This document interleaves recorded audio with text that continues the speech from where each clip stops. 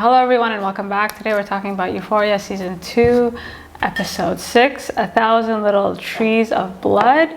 And that episode was quite calming in comparison to the last. And it's also the last episode before Lexie's play. And I can't help but think we're going to get like a Carrie moment from someone. Like this is about to turn into a Stephen King novel because this season has done a good job of teasing violence. Like every episode we're expecting someone to die, someone to get seriously hurt. But each time they take us to the edge and then they bring us back. And I feel like after that play, like Nate is going to be sitting in that auditorium and he is just he's going to burst into flames, to be quite honest. I like the parallels in this episode between Nate and Rue and this whole like forgiveness tour that they're on, you know, like it seems like they were both trying to like right their wrongs. But it's hard to know how much of it is true and how much of it is just like in the moment. So we'll start off with Nate because he is the most, like this storyline was the most interesting to me, especially going into the next episode. So Nate is dealing with the aftermath of Rue's revelation. So ever since the last episode, Rue basically exposed everyone in her sort of quest to find drugs. But, you know, Nate is feeling pretty confident. So before these texts, he was feeling happy. And a lot of that has to do with the fact that his father is out of the house. However, things take a turn when he starts to notice not text messages, but a lack of text messages, specifically from Maddie. The thing that concerns him about Maddie is her loyalty. Because the thing about Maddie is she'll love you, but that love will turn into hate.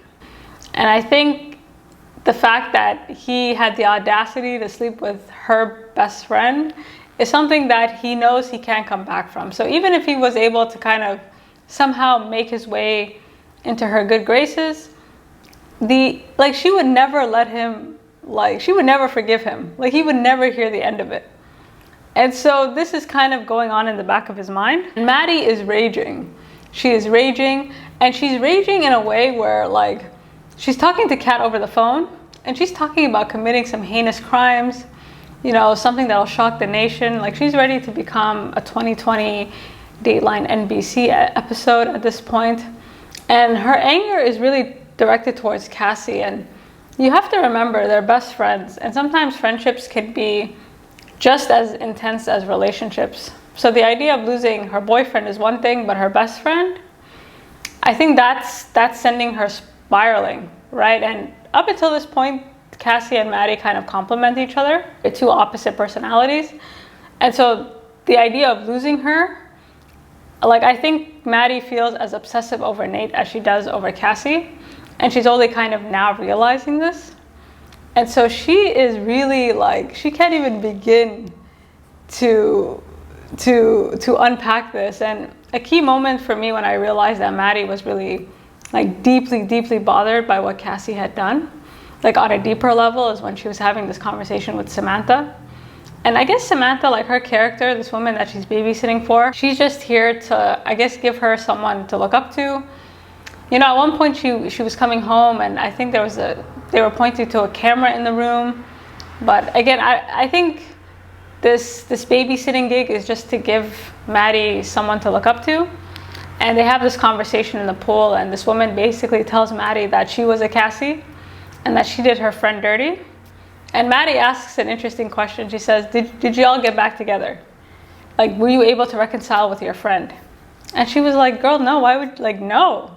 But the fact that Maddie wanted to know tells me that, you know, she still cares about Cassie, but you know, when that love turns to hate, it's hard to undo it. And the whole time, Maddie is like brainstorming ideas in sort of how to get her revenge. She's talking to Kat over the phone, and Kat is with her boyfriend. And this whole scene of Kat breaking up with Ethan, like this is a side note, but that was such a mess.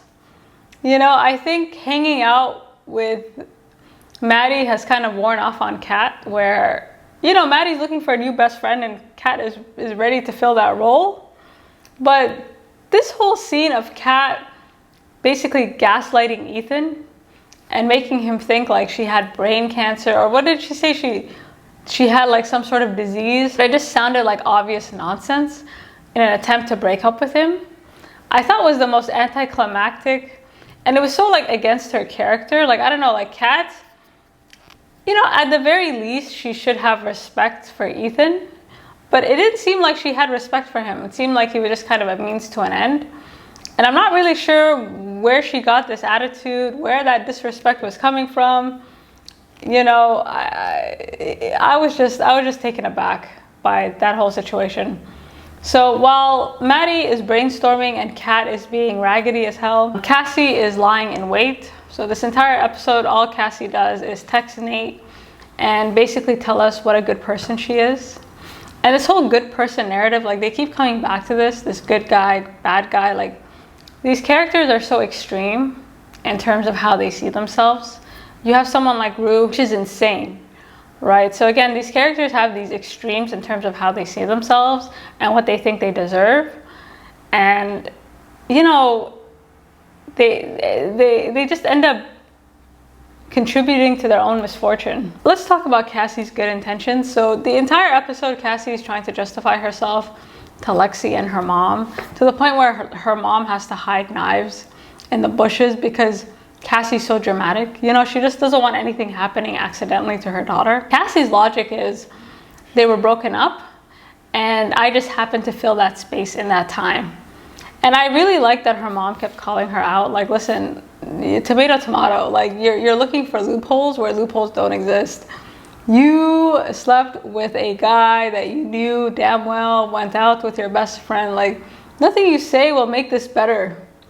And so Cassie is looking for validation from anyone, and her family is not giving it to her. Lexie's not giving it to her, and rightfully so. And what I found disturbing is that she was also defending Nate, because at this point Lexie kind of puts two and two together, and she realizes that the reason Cassie ratted out Fez is not because she cares, but basically for herself, for fear that her relationship with Nate would be exposed through these text messages. And so when Lexie puts it together, she makes a comment and she says, you know, don't you remember that Nate used to bully you? And I totally forgot about that, because in season 1, Nate was talking all kinds of, you know, he was saying all kinds of bad things about Cassie, right? Like, he did not think highly of her. You know, not only did he ignore her, he just didn't think much of her as a human being. And Lexie was trying to remind her of that. Like, do you not realize who this man was and what he's about? And the fact that Cassie, like, it's one thing if you're trying to justify your own actions. It's another thing to act innocent and then take that extra step to justify his actions, you know? And I think Nate and Cassie complement each other in the worst way, because Nate is someone who grapples with being a good person, and Cassie's delusional. She thinks she's innocent and she has her blinders on, and so she's always giving Nate this reassurance, and I think that's why he's attracted to her. Because at one point, I think Maddie asked, like, do you feel loved by me? And Nate said, I don't know. But with Maddie, he does feel loved by her, because she's so full of, like, you know, she's just so eager to please, right? And for someone like Nate, that's quite addictive. So I totally forgot that he bullied her and he was not very nice to her. But Lexie putting two and two together, like, she's thinking long and hard about this play. Because watching her sister, like, if this is the aftermath of just Cassie being exposed, because Cassie, she was saying all kinds of crazy things to her sister. You know, she was calling her a loser. That whole bit about her, like, disrespecting Rue, she's so in her own head that she doesn't even see it, right? Like, this whole conversation about Rue, when she compared herself to Rue, again, like, it just shows you it just shows you her mindset. Like, in Cassie's mind, she's a good person. She plays the part. Whereas Rue is a drug addict. She's bad. Like, she's not even trying. You know, like, why would we believe her? Like, the way Cassie kind of frames herself relative to other people is really messed up. But anyways, Lexie, she's thinking about this play. Like, this play is about to be fire. But I think it's going to be more of a fire starter, because someone's going to lose their mind. And this sort of new information, I think, gave Lexie the kick she needed to go talk to Fez. And that was the best scene in this whole episode. This cute little Stand By Me movie night, Netflix and chill night that they had. And I really like that she could talk to Fez, right? Because she's kind of like this person who has all her emotions bottled up, and this play is how she's gonna, like, let it all out, right? Like she's kind of just waiting, she's just lying in wait. And Fez is just totally supporting her, and this was very cute. And this is probably the last moment of peace, because again, we only have 2 episodes left. And this season has been very good at like teasing you with some type of violence around the corner. And you know, I will say this about Fez, like I think he probably will end up in jail somehow by the end of the season, just because it doesn't look good, right? It seems like Faye's boyfriend is working for the cops, and more people are becoming aware that he killed, like Mouse was killed on his premises. So Fez is like, you know, there's been this air of uncertainty around him. So I felt like this was a nice break before reality hits. I also think Lexie's play is really interesting in terms of like, no one is gonna come, like they're all gonna look like bad people by the time she's done. You know, like any hope they have in terms of like restoring their reputation will kind of begin and end with this play. So speaking of reputations, I want to talk about Nate and his mom. Like this conversation between Nate and his mom, you know, was just really interesting because we haven't seen much of his mother up until now. Like we haven't really, she's just kind of been in the background.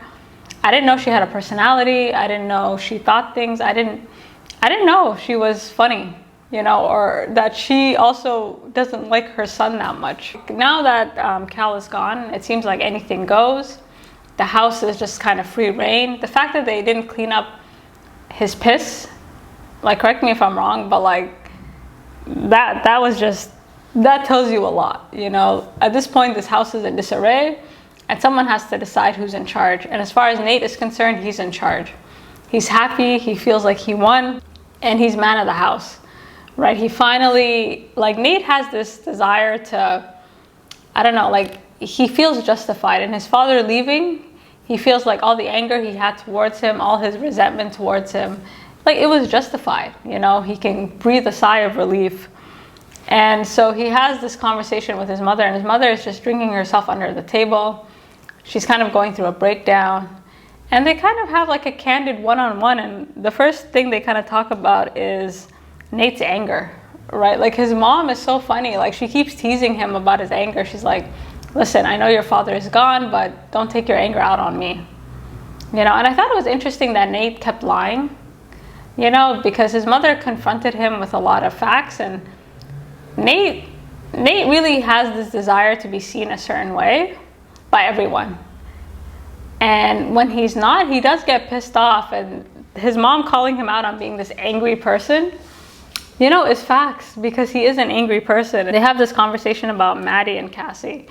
And we know that Nate's family does not like Maddie at all. She's, you know, she's never really shown them any type of respect. And similarly, they, you know, there's no love between them. But I guess they didn't know that Maddie and Cassie were best friends. Like Nate did a good job of kind of shielding that relationship from his parents. So when his mother found out, like her jaw dropped, right? Like, and she says, well, who's the, you know, she calls her son out. Like, you really want, and again, like his mother, this whole conversation kept calling him out. And Nate is super defensive, you know, like there's never a moment in this conversation where he just admits like, yeah, like I could have worked on that, or yeah, like I made a mistake. Instead, it's just like, I didn't do anything, or if I did do something, I was totally justified in doing it. So the biggest sign of his impending doom is when he lied about choking Maddie. Because at one point, like his mom is ripping apart Maddie. She's like, you know, I would have choked her too. And he just denies it. You know, he keeps saying like the charges were dropped, and his mom is looking at him like, I know damn well you choked her. Like, what? Like, you don't gotta lie to me, I'm your mother. And again, like Nate is like, listening to him talk to his mother, I was like, does this guy believe what he's selling? Like, is he out of his mind? So this conversation between him and his mother was good, because you get a glimpse into Cal's relationship with his wife. Like, it seems like Nate has always had problems, and you know, sadly, he didn't believe in therapy. So Nate, you know, never got any therapy. He never really got the help that he needed. And so this kind of escalated to a point where, you know, he ended up having all these bad qualities with very few good ones to show for it. And so listening to his mother kind of regret how he was raised, you know, it brings up an interesting conversation, right? Because, you know, parenting styles, like these are conversations you need to have with your spouse, right? Like, do we believe in therapy? What do we do if our child is... And I think Cal is of that old school mind where you just kind of have to tough it out. And in kind of doing so, his son really suffered for it. And so his mother was very honest, you know, she kind of tells him to his face, like, listen, we failed you and we're sorry. But son, you got to be honest too. And I didn't believe anything coming out of Nate's mouth. So Nate leaves that conversation and he is shook. And he's kind of like man of the house, right? So he's pretty much the only thing, or like he feels he has the responsibility now to take care of his family. And that starts with getting this disc back. And this whole pursuit of the disc, you know, again, the show teases you because you're like, what's he going to do when he gets this disc? Or what's he going to do to get this disc? And so he's going through his father's room and his father leaves him a little note saying, enjoy being man of the house, like, ha ha ha. I knew you'd, you know, like, I knew this day would come, basically. And watching Nate this episode, it made me wonder because he's kind of concerned for his father's business.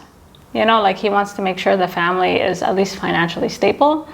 But after this episode, I don't get the sense that Nate wants to be stuck in that town, right? So his father was stuck, but I don't think he wants to follow in his father's footsteps. And his mother made this funny joke about Maddie being the type of woman to trap him with a baby.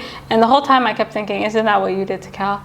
But anyways, that's a whole other conversation. But I think Nate wants to make sure the family is secure so he can, you know, get out if he needs to and not have to worry about taking care of his brother and mother. And so he's on a pursuit, you know, he kind of gets in the car and it's time and he has to get this disc from Maddie. The whole Nate and Maddie conversation was absolutely terrifying because it took me a while to realize that he was sitting in the corner. Like the way they shot that scene was like something out of a like Scream movie. You know, I thought he was gonna kill her. I didn't know if he was gonna kill the both of them.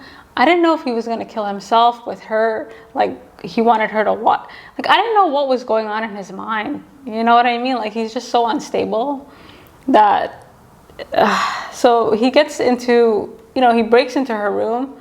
And I really hope there's cameras in Maddie's room, you know, dealing with a man like that, because there was a little picture that said, smile, you're on camera. So I don't know, you know, hopefully Maddie has something she can use against him. But this is the official breakup.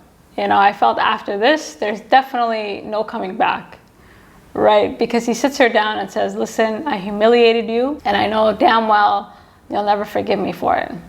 So that conversation told me, like, this is done. On his end, it's done. And after that gun to her head, he starts playing Russian roulette with her.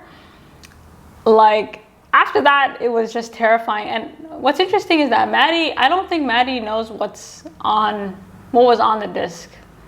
You know, like, correct me if I'm wrong, but I don't think she knows, because she seemed totally taken aback as Nate was explaining the contents of this disc, and she seemed totally horrified, right?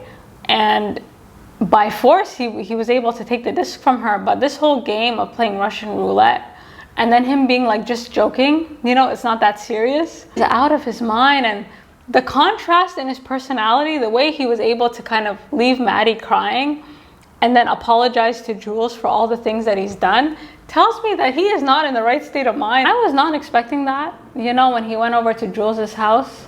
Like when she took like a knife with her, I was scared for Jules in that moment, because this disc is just so damning. And his, you know, the thing with Cal is that he was sleeping with random people, but Jules is the only person that, you know, he's interacted with that he kind of felt like he knew that his father. The whole conversation between Jules and Nate, like, you could pick up a few things. The first thing is he kind of forces her to come listen to him, because initially Jules was like, I don't want to talk to you.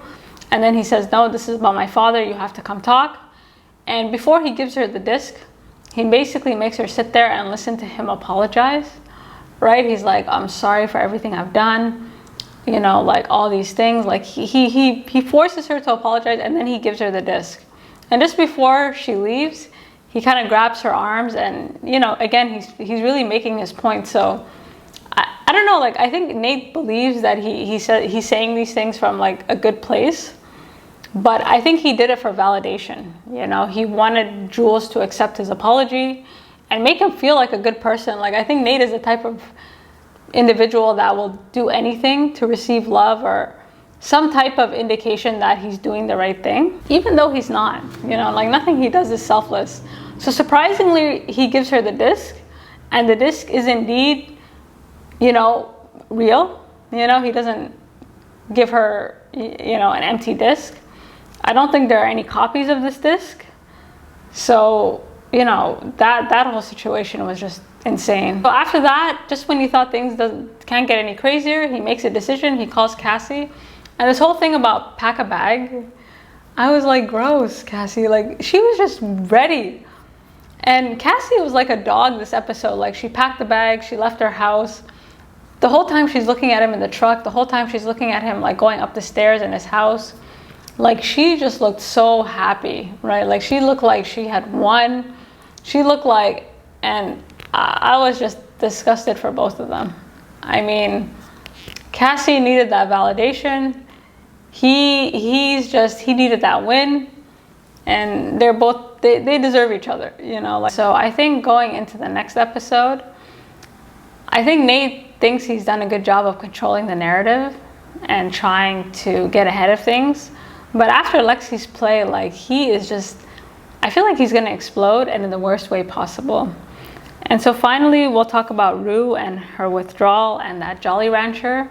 So the episode starts off with Rue, and after, you know, the sort of chaotic, you know, all the things she was doing in the last episode, this was a much needed kind of break.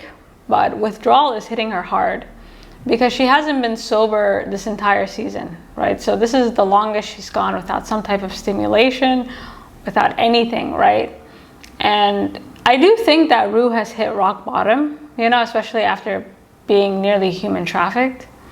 So I think she's actually like coming down. So unfortunately for Leslie, the rehab center they want to put her in, they need a few days. So in the meantime, they have to deal with Rue and her rehabilitation. But Rue has this, you know, she's back to being the narrator. And you can tell she's super annoyed because she's narrating certain people's lives, and other people like Jules and Elliot, she's like, nah, I can't even deal with that. So she's sorry, but she's not all the way, you know. I think some part of her still feels like she was done dirty by Jules and Elliot. I also think it's interesting that Jules and Elliot haven't talked since her intervention. But Rue has this whole like interesting sort of narration about hospitals and how, you know, being in a hospital has nothing to do with being a good person or bad person. So they don't help you based on who you are, they help you based on your needs, right? And she has this kind of chip on her shoulder, like she's not even worth being helped, right? She's a thief, she's a liar, she's a bad person. She doesn't deserve help, you know? She, like, who only a hospital could tolerate me, you know?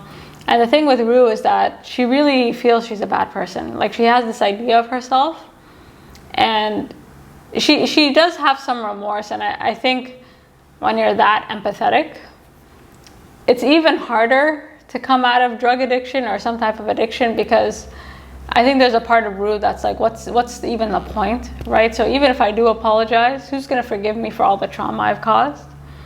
So she's kind of grappling with that, right? And the problem is, if she continues to grapple with this, it'll just justify her relapse in the future. And as Ali has told us, like, recovering from drug addiction is like very difficult. You have like a 5% chance, right? So that hope, that light at the end of the tunnel, that, you know, is really up to Rue to find. So she's kind of going through all the, you know, we're watching her family, and we see the physical aftermath, right? The house is destroyed. Her mother has to pick everything up and undo all the damage that she's done. And then emotionally, everyone is tired and exhausted because, you know, they didn't know if she was dead or alive. And she's kind of going through all her regrets, right? Like, she's trying to really rationalize, okay, what did I say? How much of it did I mean? How much of it, you know, was the drugs talking? And however she spun it, her biggest regret was talking to Ali the way she talked to him, you know, to kind of reduce his life to a single moment, because what she said about him being a father, right? Like, no one's asking you to be a father. I think she felt that, especially after losing her own father. So I think, you know, her picking up the phone and calling Ali, you know, he accepts her for her apology. And the reason he accepts her apology is for himself, right? Because you don't want to die with like hate in your heart, right? And of course, Ali understands what she's going through, but forgiveness is less about you, like the person being forgiven. It's more about your ability to open your heart again. And so Ali forgave her, and he kind of, you know, was welcomed back with open arms. And Rue's sort of reaction, right? Like she had like a skip in her step. So again, I think Rue, like she did actually hit rock bottom. I really enjoyed the dinner that they all had together, specifically like the conversation that Ali had with Gia. So Leslie, like, I think Leslie has a crush on Ali because she comes, you know, she has makeup on, she's looking cute, like there's no bun. Like, she really showed up for a night out. And I think they needed this type of a night, you know, like they needed to sit together as a family and with friends and just talk. But Ali's conversation with Gia was interesting because he basically told her, listen, you're justified in being angry. It's all good. And Gia has been bothered, you know, like she's kind of a ticking time bomb because no one's really paying attention to her. Like, she's basically a second parent. And, you know, it needed to be said. And I think the whole family is in denial. Like, sometimes you want to support someone as much as you can, but when you're in Rue's situation, you have to also acknowledge the fact that, like, you're gonna fail more than you succeed. And watching, like, the contrast between Leslie and Ali, right? Because Leslie is kind of in denial, right? Like, at this point, she wants to throw her daughter into rehab, and she doesn't want to deal with this anymore. Whereas Ali's like, listen, you're gonna have to deal with this for quite some time. And at the end of the episode, when we realized the rehab center cannot take Rue, like that moment where, like, a lot of this will be on Leslie to really monitor her daughter and watch over her. Because again, like, they've been kind of operating on faith here and hoping that whatever Rue was saying was good, but they can't really trust Rue's word anymore, right? So if Rue can't go to rehab, like, they're gonna have to lay down some ground rules. They're gonna have to really, like, come down on her if she's not going to relapse again, right? Because their fear is that she's gonna kill herself if she's not treated immediately. And that ending where her mother is basically begging them to take her daughter, you know, in the midst of this calm, right? Because right now everything is fine, but, you know, it'll be a roller coaster of emotions before they're done. So overall, I thought this was a good episode. It was underwhelming in comparison to the last, but I think next episode will make up for that. So you guys let me know what you think, and until next time.